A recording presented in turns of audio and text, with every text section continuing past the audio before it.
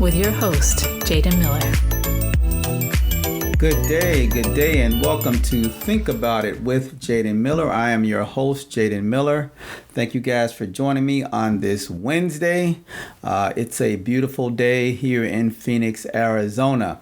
Hey, I just want to remind you to please like, share, and subscribe on my YouTube channel. I'm trying to grow it. So if you all know anyone that would be interested in listening or watching, I would certainly appreciate it. Please share it with them. Please like, please subscribe. Feel free to comment on it.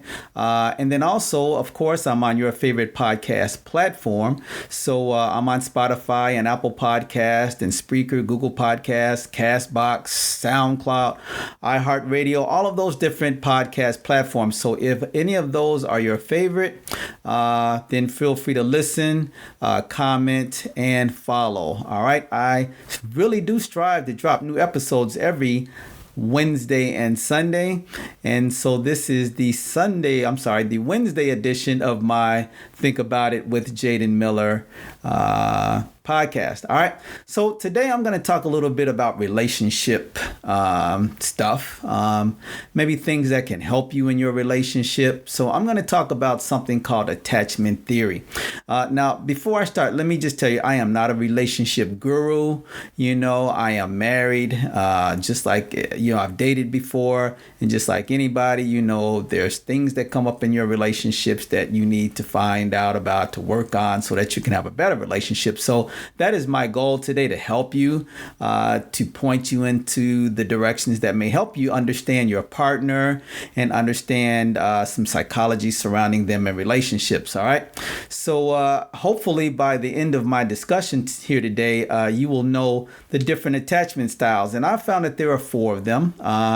And I think by learning them, you'll learn where they come from, how to recognize the different attachment types, and perhaps even what type of attachment makes for the best relationship for you. All right.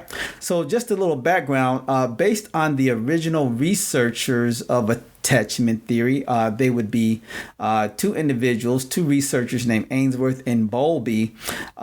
They've identified attachment style as an attachment is a deep and enduring emotional bond that connects one person to another across time and space. Now, of course, most people refer to attachment styles when they talk about relationships, but they don't necessarily pertain to relationships. You can be attached to a friend, an animal, a person who doesn't have an emotional bond to you, or, of course, a parent or a child. So attachment theory was first started by John Bowlby in 1988. And surprisingly, there was no previous comparable theory for emotional attachment. So it was quite a revolution at the time. All right. So there are individuals. There is an author, Sue Johnson of Hold Me Tight, and she places Bowlby ahead of Freud when it comes to humans' contributions to our understanding of psychology. All right. So where do attachments come from? Well, there are different takes on how attachment styles, depending on what they give more weight to, genetically and or pre-programmed at birth, through parent-child interaction with life experiences. All right. So as it's often the case with complex personality traits, it's very possible and likely that a mixture of them all contribute to our attachment styles. And I'm going to tell you what those attachment styles are in just a moment. Our genes, our life experiences, and parental caring, plus more, all contribute to shape our attachment styles. So an attachment system is a pattern of emotions and behavior that sets off when our loved ones move away from us. It is already evident in children. Here's a good example for you. Think about it. When their mother goes away and a child starts crying, that's his way of bridging the gap and reestablish contact. This same thing happens with adults and their romantic partners. All right. So let's talk about the attachment styles in children. Attachment styles can be already recognized in babies. For example, this is how the different attachment types react when the mother leaves the room. Check these out. All right. So there's the anxious attachment style. All right. The child becomes extremely distressed when mommy leaves the room. When the mother returns, he is angry, and happy at the same time. It takes him longer to calm down. And when he finally pacifies, he angrily pushes the mother away, often followed by more tears. That's that anxious style. Anxious attachment style in children. There's the secure style. All right. This is when the child is visibly distressed when the mother leaves the room, but when she comes back, he is happy and calms down. All right. And then there's the avoidance style. When the mother leaves and comes back, he acts as if nothing happened, but it's only a facade. Researchers show that the baby's heart rate is as high as those who show extreme distress, and their cortisol levels, an indicator of stress, are also high. All right. So these are the attachment styles in children. Well, we're going to try to connect these and see how they impact those of us as adults, and especially in relationships. All right. So, of course, it is human nature to seek contact in relationships, to seek love, support, and comfort in others. We have a need to belong, okay? Well, have you ever noticed repeating patterns in your love life? Maybe you have never really thought through or analyzed your behavior in relationships. Still, you might have noticed repeating patterns in your love life. Have you wondered why you keep ending up in the same situations, even with different partners? Do you get too clingy or jealous, or do you always seem to be more involved than your partner? Maybe you want to be with someone, but as soon as things get emotionally intimate, you back off. If you have noticed a pattern of unhealthy and emotionally challenging behaviors in your love life, you might benefit from digging deep and exploring the way you attach to people in intimate relationships. All right. So as we talk about these intimate relationships for adults, all right, there are still 4 adult attachment styles. There's the anxious style, there's the avoidant style, there's the disorganized style, and then there's the secure style. I'm going to go through each one of these, and what I want you to do is think about it and try to determine which one of these styles fits your personality and how you've been acting towards your spouse or your significant other in relationships. Okay, so first there's the anxious style. How does each of these 4 attachment styles manifest in adults? Well, let's start with the anxious style. Number 1, for adults with an anxious attachment style, the partner is often the better half. The thought of living without the partner or being alone in general causes high levels of anxiety. People with this type of attachment typically have a negative self-image while having a positive view of others. The anxious adult often seeks approval, support, and responsiveness from their partner. People with this attachment style value their relationships highly, but are often anxious and worried that their loved one is not as invested in the relationship as they are. A strong fear of abandonment is present, and safety is a priority. The attention, care, and responsiveness of the partner appears to be the remedy for anxiety. On the other hand, the absence of support and intimacy can lead the anxious type to become more clinging and demanding, preoccupied with the relationship and desperate for love. All right, so that's the first one. That's that anxious style. All right. Secondly, we have the avoidance style, or it's also called the dismissive style. So here we go. The avoidant type would often perceive themselves as lone wolves, strong, independent, and self-sufficient, not necessarily in terms of physical contact, but rather on an emotional level. These people have high self-esteem and a positive view of themselves. The avoidant type tend to believe that they don't have to be in a relationship to feel complete. They do not want to depend on others, have others depend on them, or seek support and approval in social bonds. Adults with this attachment style generally avoid emotional closeness. They also tend to hide or suppress their feelings when faced with a potentially emotion-dense situation. All right, so that's the avoidance style. Is that you?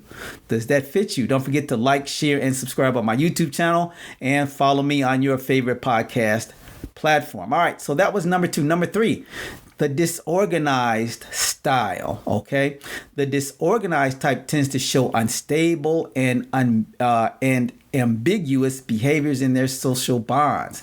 For adults with this style of attachment, the partner and the relationship themselves are often the source of both desire and fear. All right. So the disorganized people do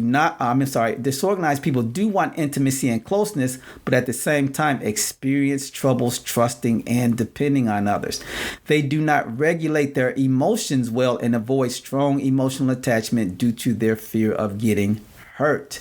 All right, does that sound like you? And out of the three that I've mentioned, if they don't sound like you or they are you, well, if it doesn't, is it your partner? All right, think about it. Is that your partner? All right, number 4, secure attachment. The 3 attachment styles covered so far are insecure attachment styles. They are characterized by difficulties with cultivating and maintaining healthy relationships. Now, in contrast, the secure attachment style implies that a person is comfortable expressing emotions openly. Adults with a secure attachment style can depend on their partners and in turn let their partners rely on them. Relationships are based on honesty, tolerance, and emotional closeness. The secure attachment type thrive in their relationships, but also don't fear being on their own. They do not depend on the responsiveness or approval of their partners and tend to have a positive view of themselves and others. All right. So now that you are acquainted with the 4 adult attachment styles, you probably have an idea of which one you lean towards. All right. Now, I just gave you a brief synopsis of these. What you can certainly do is go to a search engine and find out about the 4 attachment styles. There are quizzes that are out there. You guys can determine which one fits you. All right. So again, there's the anxious style, there's the avoidant style, there's the disorganized style, and then there's the secure style. So find out where you stand. All right. And then when you find out where you stand, try to use these to determine where your partner stands. All right. And if you have a great relationship with your partner, but you have some issues that come up from time to time, both of you all should take the attachment quiz. And again, all you have to do is Google it online. You can find it. All right. And you can kind of determine which one of these fits you. All right. So it is completely normal to recognize features of different styles in your history of intimate relationships. Attachment styles can change with major life events or even with different partners. An insecurely attached individual could form a secure bond when they have a securely attached partner. A person with a secure attachment style could, in contrast, develop an unhealthy relationship behavior after experiencing trauma or losing a loved one. So there is no need to fit any specific profile. All right. So the chances are that many of us don't fully belong to a securely attached group. Even if we think we have stable relationships, there might be patterns in our behavior that keep bothering us or keep making us stressed or unhappy.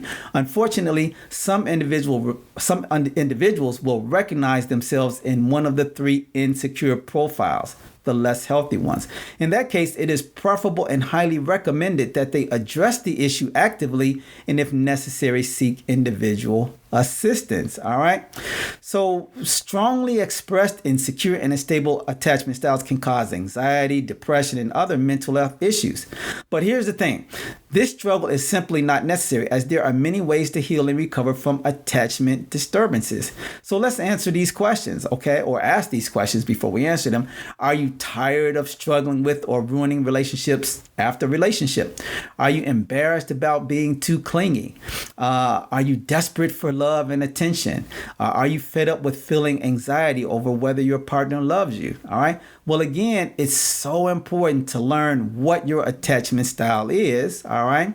And then try to seek the assistance that you need in order to have a much, much better relationship. All right.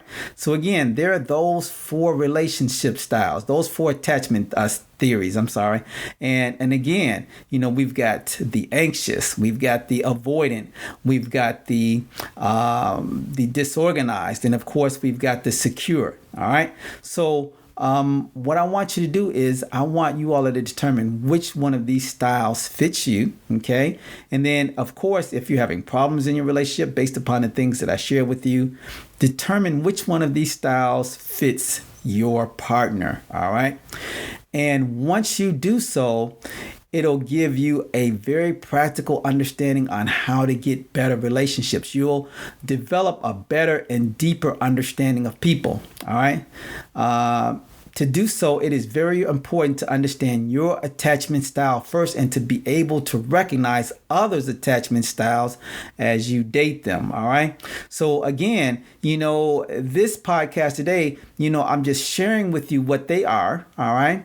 And giving you an example of each one of them and telling you to take the next step now in your relationship. All right. So now that you've taken the quiz and determined who you are, what attachment theory you are, then use that same quiz to determine what the attachment theory of your partner is. All right.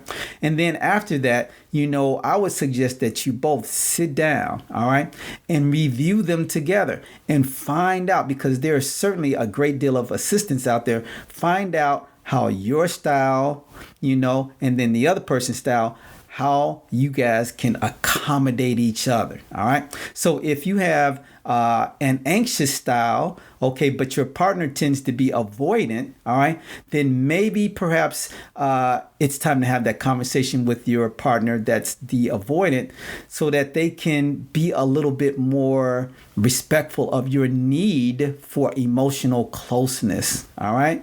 So that might be the issue.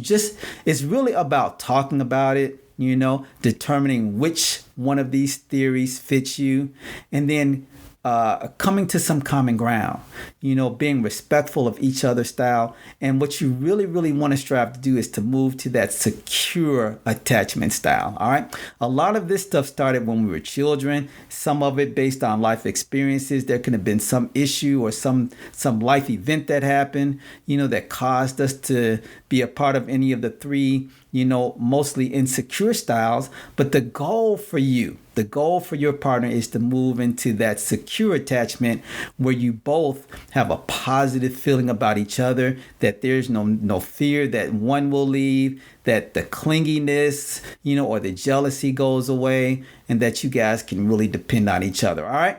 So that's what I want you to do. That's the mission of this podcast today, is to help you guys to bridge those gaps in your relationships, to determine what, the problems are in terms of with your styles, your attachment theories, and then to find a way to bridge the gap, find a way to come together so that you guys can have a much, much better relationship. All right.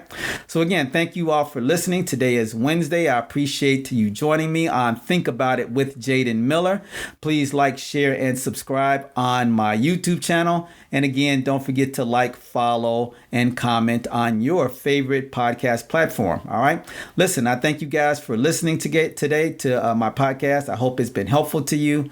And again, comment if there's more information that you need. I'll be more than happy to share it with you in the comment sections. All right. Thank you guys. Have a great rest of your day. And we'll see you on the next episode of Think About It with me, Jaden Miller. Have a great day. Thank you for listening to Think About It with Jaden Miller. Don't forget to like and subscribe to his YouTube channel, and like and follow on your favorite podcast platform.